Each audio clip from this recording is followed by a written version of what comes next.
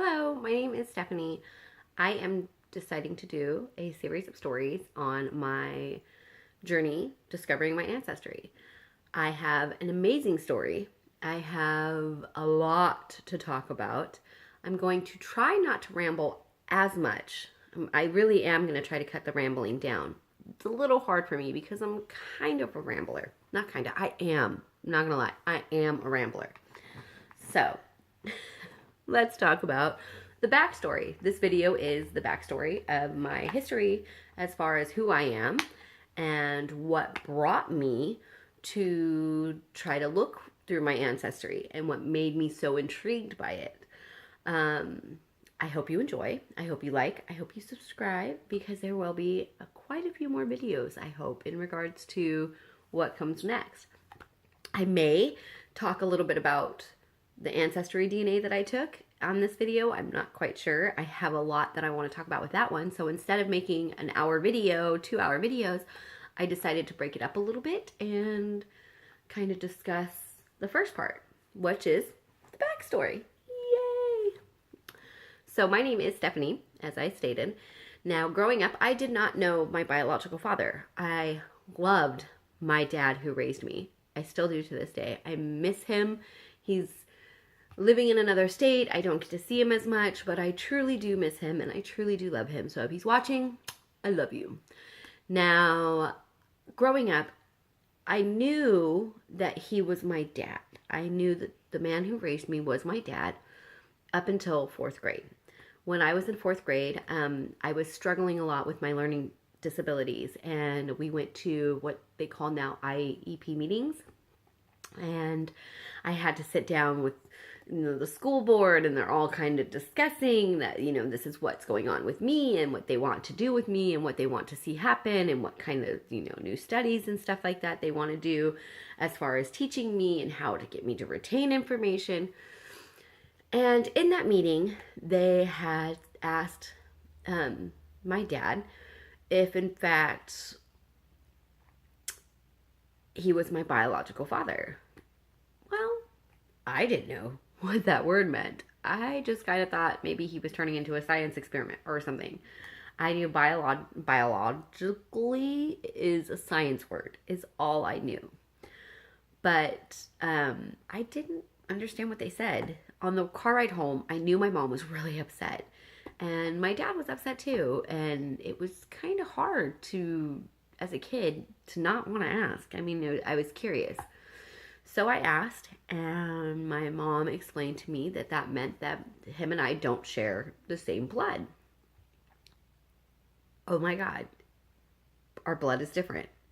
That's all I can think of. What does that mean? Am I an alien? Is he an alien?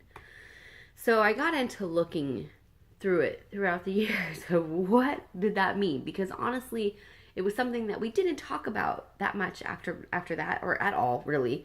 I didn't know what it meant. And I started to kind of realize, and as I got older in school, it was probably around 6th grade, so a couple years later, that I understood completely what that meant. Now, I wanted to know then who was my real dad. I would help my mom. My mom had a drinking problem, and I would feed her drinks. Okay, I trust me. I know addiction. I have an addiction to coffee, and bad addiction to coffee. Now, my mom was amazing in her own way, and we struggled a lot with our relationship, and that was something that was very hard growing up, and it caused me to run away a lot. And after I would get my mom or help feed her drinks, just to get her happy in her happy place or whatever, what I would call it, then I would ask her questions, because that would be around the time that she'd be a little bit more open to discussing who my biological father was. Now, my mom always stuck to the same story.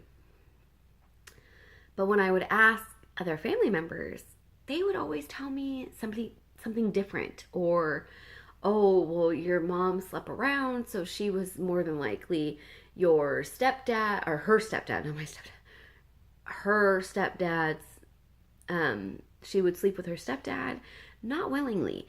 There was a lot of dark secrets that were uncovered in the process of searching for my biological dad that I learned about my mom that I didn't know. And then she would open up and talk about those, and that would get kind of scary for being so young and hearing such horrible things that my mom had occurred as a young age.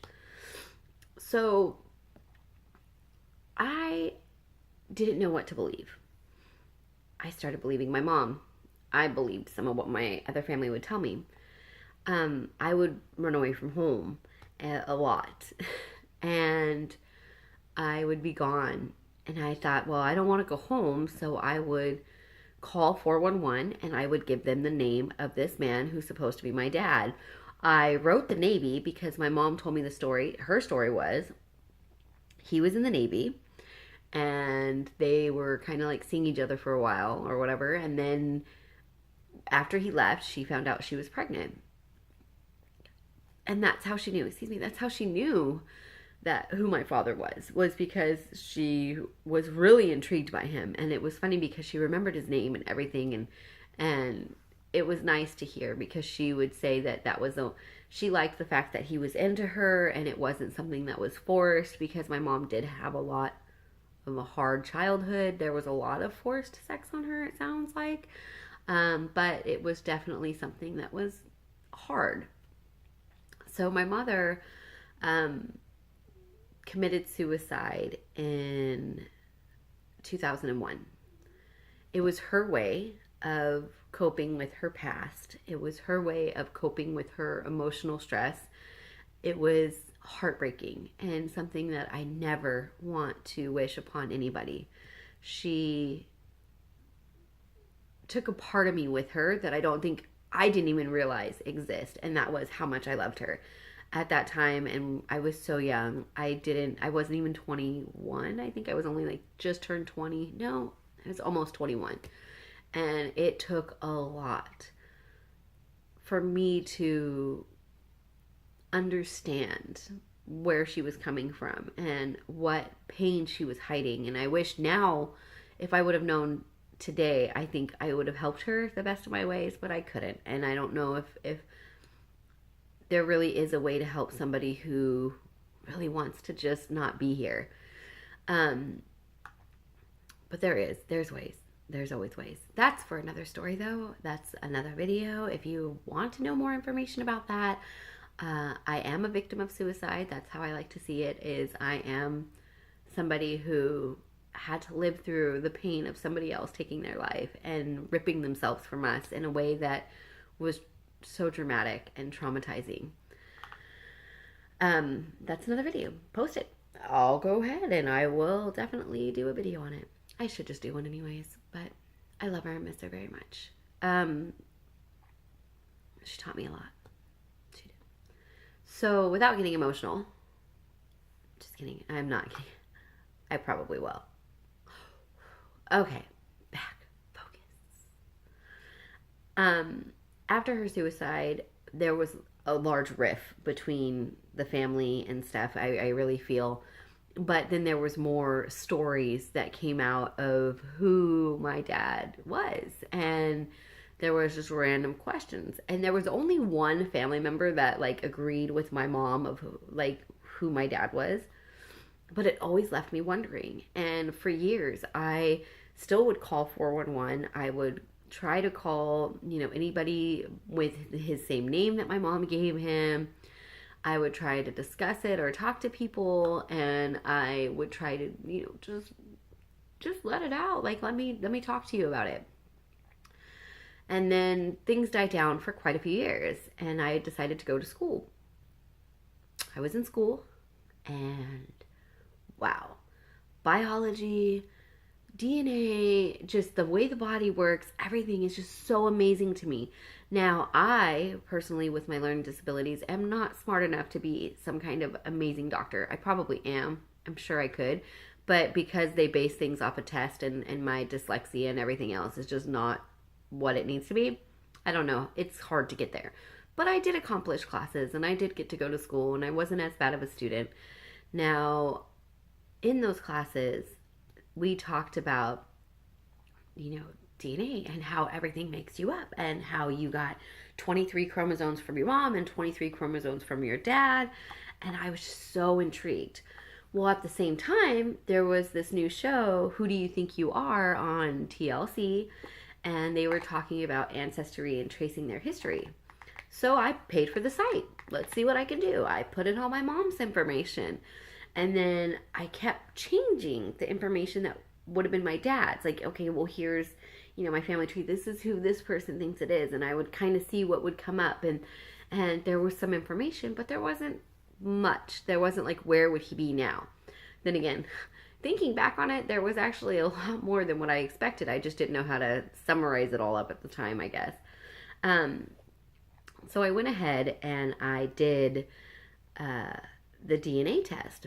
Somebody in my class had talked about how they were doing the DNA test and how it links you to family members. And one of the episodes, one of the actors, I can't even think, it was one of the first season, but they like linked him to a family member in Africa. And I was like, that is so cool. So I bought the test. I saved up and I got the test. So excited. I could not wait to take it. Spit in a little tube, send it off, register it, send it off, woo, go, go, go.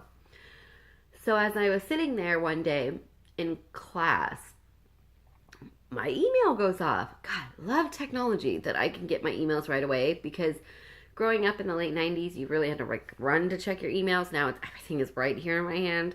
So of course, being curious and having a technology OCD, I had to look while I was in class, and I'm just sitting here like so excited. Oh my God. So I know what I am, and I'm reading these reports of what Ancestry.com is saying that I am, and I'm just like bawling my eyes out, and I'm crying, and I look and I see all these family members that it had linked me to, second cousins, third cousins, fourth, everybody is just so amazing. But that's when my fetish, I guess you can say, of trying to track down my father came from. And just kicked in full force. I had papers. I was looking at all those family members' trees, trying to match names with the names of the people that my mom said that it was, to the names that I possibly can cross off from my mom's side of the family, like who is who. And it was just this huge map. It was like I had a board that I would constantly write notes on, and like almost like draw the strings to, make it like a detective board. Almost like Styles' board on Teen Wolf. You know how he always does the string? Yeah. Anyways, I just saw that episode. It made me think of that. But anyways, love Teen Wolf. So I'm sitting here just so amazed at how much this science has came and how great it is. And I would spend hours. Like I would have a project due at the next day at 8 a.m. and I would be working on this DNA for probably, I would be on the Ancestry site, I would say 6 or 8 hours. And then I'd be like, okay, I have to get off. Let me write my paper. Let me do this. I'm falling behind. I loved working on it. And I still actually do. I'm still very intrigued on seeing it. I check it all the time. I have family members now who have taken the test, and I really want to see like how much of our grandparents or great-grandparents genetics we have, because of course they're carrying the same genes. So I love it. So 6 months after I took the test, it was about 6 months after I took the test, well, actually got the results back, because it took about 6 weeks. Anyhow, my phone goes off and it says that I have a close relative, like closest relative I've ever seen. And it said first cousin uncle. I'm like, okay. So I call Ancestry and I said, can I ask you a question? She's like, yeah, I'm like, can you help me figure this out? What does this mean? And she said, well, that means that it's either a uncle or it could be a half brother. But it's somebody that shares it on your father's side. What? Are you kidding me? Like, this is what it means. Like, I made her repeat it so many times. I'm bawling my eyes out. So I contacted the person on that side, and the relative that popped up, I guess you can say. I contacted him and I said, look, this is my name. This is the story. I sent him a long email. I said, I know this is who my mom told me my father was, and what's going on? What is it? So she said, or not she said, a couple days later, I didn't get any response, and I was so sad because I saw that they were logging in. You can see, like, the last time the person logged in, I saw that the message was red, and I'm like, nobody's talking to me, and okay, this might not have worked. Like, this might have been a bad plan. So I was at my daughter's band bingo, and a few days later, and my phone was ringing, and I'm like, oh my God, who is this person who supposedly lives in Texas? Like, why am I getting calls from Texas? So I walked outside and I checked the voicemail, and it was, hi, I'm so and so, and apparently I'm your uncle. What? You're my what? Oh my gosh, is this true? So I called him right back. I told, it's funny because I went inside and I was doing calling for the bingo. And I said, I can't. My adrenaline, I'm going to stutter the numbers. I'm going to be like, everybody hold your balls instead of your papers. It's not going to work. So the other lady took over and she's like, no, go right ahead. So I go outside and I call him and he answers. And we talked for quite a while. And he asked me where I was at. And I said, oh, well, I'm at my daughter's bingo. She's a huge marching band member. And I said, this is one of the biggest fundraisers. I told him that I called the bingo. So I was just so excited to be talking to him. And he said, well, that's so funny because your dad is also in the bingo, or not bingo, but also in the marching band. He was in the marching band in high school and all this kind of stuff. So there were so many similarities. Now, I remember one question that I asked him was, is he racist? Because both of my children and my husband they're half black. Well, my kids are half black, but my husband, I don't know, he won't let me do a DNA test, but I think he's a little bit more than just black. I know he's handsome. Anyhow, he really sat there and explained everything to me. He talked about how my dad has other kids and that nobody really knew about me. Obviously, nobody knew at all. Not even really nobody knew at all. And he said that to email my father and to ask him, just he knows about me now, but that I should email him. And at first I was like, oh my God, I'm going to email this guy? Like, I'm sorry. If I found out that I had a kid, I would be like all on calling and talking to them. But I didn't really understand why. So I was like, this, maybe he hasn't told his family. In my speech class, I learned perception checking, and I did that to the fullest. I perception checked of what it was, which was a good thing because it was not his fault at all. It was not my fault. It was just awkward. It was a really awkward situation. So I contacted him, and I went home that night and stayed up and sent him the longest email I have ever typed in my entire life. I told him my mom's story, my husband's story, my kid's story, who I was, how I was growing up, like everything, how my search has been going. I sent him everything in this email, and the next thing I know, the next day, I got the same exact long email back. It was amazing. He described his first marriage. He described who my siblings were. He described how I have my half siblings and then my step siblings, and how everything was going on and their kids. And so he did the exact same thing, and he said he couldn't wait to meet me. And that just blew my mind because I think growing up, I had a hard time. I didn't always feel wanted by my family, by my mom. There was sometimes when she would drink, there would be a lot of inappropriate things that would be said. It's not her fault. I know it's not her fault. And I know that now. But at the time as a teenager, words hurt. So when she would say things, they would hurt. And I would retaliate by running away. Or I would retaliate by, not necessarily fighting back. Because I never hit my mom. But definitely using those same harsh words on her.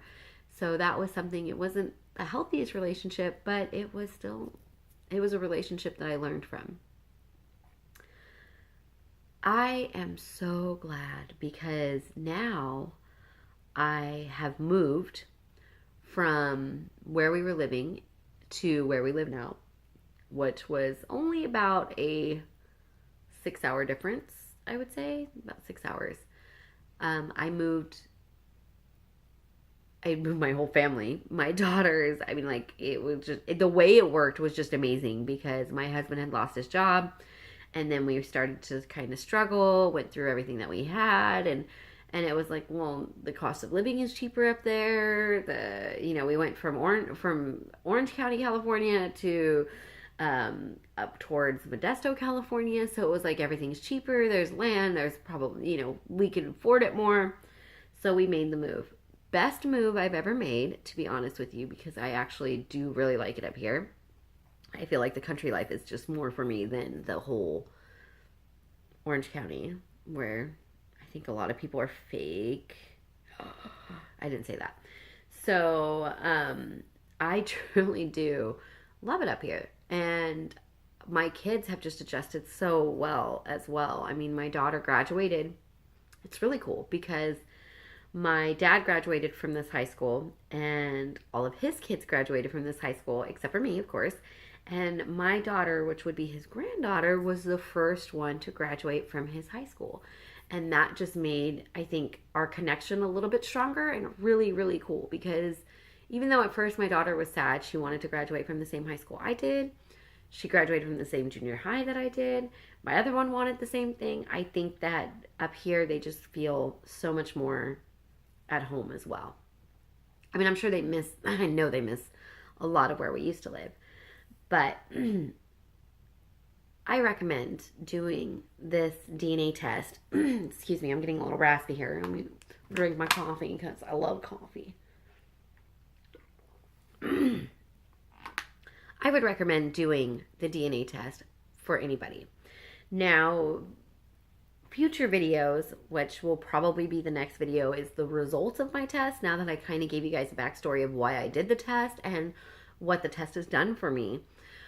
The results of the test are pretty interesting, but I took another DNA test that gave me, well, not another DNA test. I uploaded my raw data to another DNA site that gave me completely different results. Like, it's not completely, but a better breakdown than what I had gotten from Ancestry.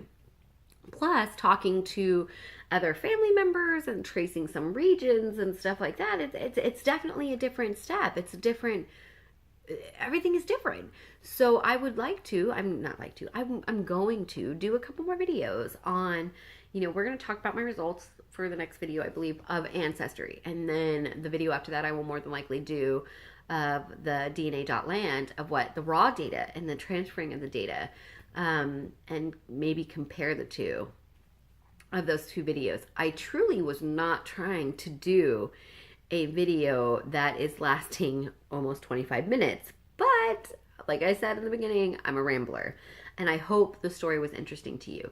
If you have any other questions, if you want to know anything else, feel free to post it in the comments. There are some changes that I'm going through in life right now. I am going through a lot of oral surgeries. I'm getting some stuff done with my mouth and everything else. And I am trying to think about, where my life is taking me right now, and my husband and I and my kids. I'm going to be a grandma. I know, I'm like so young. It's not fair, but I am. And so that's probably going to be a couple more videos on this channel. Enjoy though. And I hope that you enjoyed watching this, and please please comment, please subscribe. If you want to share it. I don't even know how most of the stuff works. That's just what I always hear. And I hope you look forward to my next video. Bye.